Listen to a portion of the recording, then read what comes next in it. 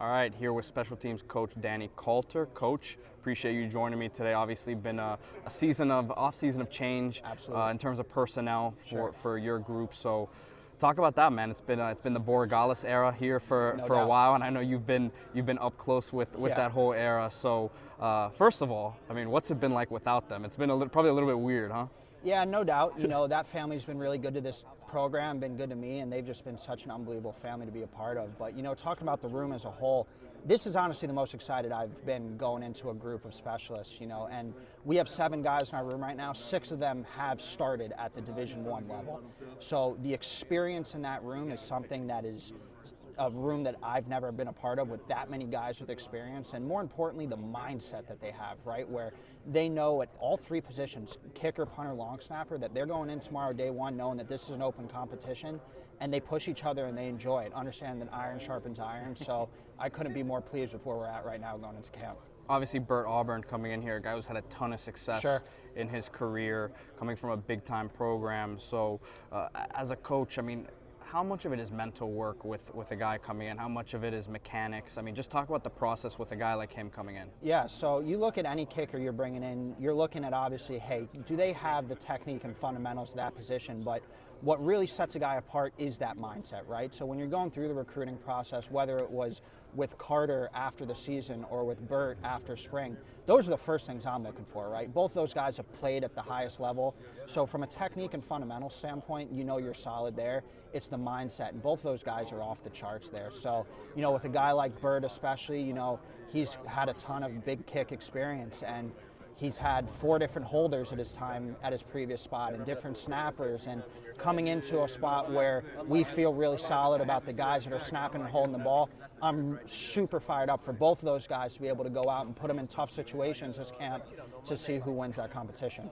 Return game, obviously, you know, we don't have to get into the specifics of who's going to be the returner and all that, but there are a couple guys who have had, you know, prominent successes as returners already in their career. Keelan Marion as an All-American. Keontae Scott has had a lot of success as a punt returner. For sure. So how excited are you about adding those guys to the room? Yeah, I'm so excited for those group of returners as a whole. We have, like you said, guys that have been here before that have experience. We have guys that have been other places before that have serious experience. And then we have a good group of young guys that we feel like can change the game in the return game. So the first thing we do, and it starts tomorrow, during periods after practice, is figuring out who our best punt and kick catchers are, right? Because at the end of the day, we have to finish every return with the ball in our hands. So you figure out who the most natural catchers are, and then they compete. And I feel like we have a group of 12 guys that are going to be out there during camp. They're going to be competing every day, before practice, during practice, and after practice. And that's a situation as a special teams coach that you want to be in.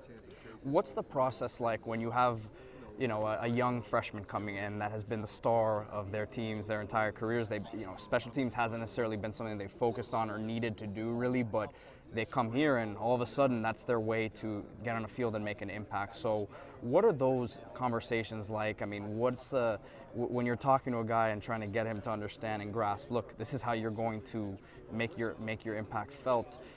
Is that a tough process sometimes with guys who have never, you know, had to buy into the special teams aspect? Sure. So, you know, obviously we have those conversations as coaches, but I'll tell you, the guys that handle those conversations are the leaders in the locker room, where position by position, you know, if there's a young linebacker that comes in, I promise you that Chase Smith and Popo Aguirre are going to pull those guys aside very early and explain how special teams played a factor into their development and how those guys are still our leaders in that room. You have a young DB that comes in, now you have a guy like Dylan Day can explain his experience of last season, of how he was able to develop as a football player. So obviously we have those discussions as coaches. It starts with the head coach of emphasizing special teams. It trickles down to the position meeting rooms, but those conversations get handled with our leaders in the locker room, and I feel like we have a long group of guys that really set the tone there.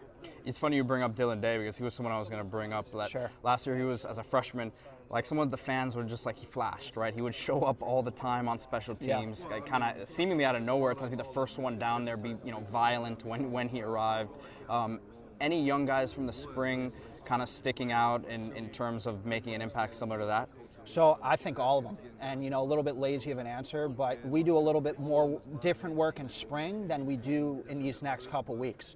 So in these next couple weeks, that's really where, as a coach, we get to sit and see, okay, these are the guys that may surprise us, right? There may be a guy that has a knack for blocking a kick that really may surprise you, or we may put our offensive guys through tackling circuit, and there may be a receiver that comes in and really surprise you in his ability to get downfield and make a tackle. So a lot of those, evaluation drill work is what we're going to be doing in the next couple weeks, and that's our number one goal as a special teams coach is these next couple weeks, who plays with the best technique and the best fundamentals, because at the end of the day, that is going to always override who the best athlete on the field is. My last question for you about Keelan Marion in Sure. particular. I mean, I think for the common fan, we watch returners and it's like, well, just get the fastest guy the ball. He hits a crease and he's gone. Can you kind of explain what makes a great returner? Everyone's different, but what makes a great returner? What makes Keelan, from what you've seen, what made him an All-American last year, just his skill set at that position? Because again, it's not as cut and dry, I think, as people realize. So, like I said, in the return, what makes you a great returner is being a great catcher first, right? So we spend more time than probably anyone in the country on the jug, fielding punts off the jugs, off live kicks. So one is the ability to have technique and fundamentals in catching a kick or punt. The second one is great decision making, when to let a ball hit the ground, when to run up and field the ball. And then the other one is great vision, right? And confidence of trusting those 10 guys, 9 guys that are blocking in front of you, and understanding that it may look muddy at first, but guys that have great vision that can cut a play back. And so those are really the things, is great ability to field and catch a kick, great decision making, great confidence, and that great vision is really what we look for. Coach Kalter, appreciate your time today. Best of luck this season. Yeah, absolutely. Thank you.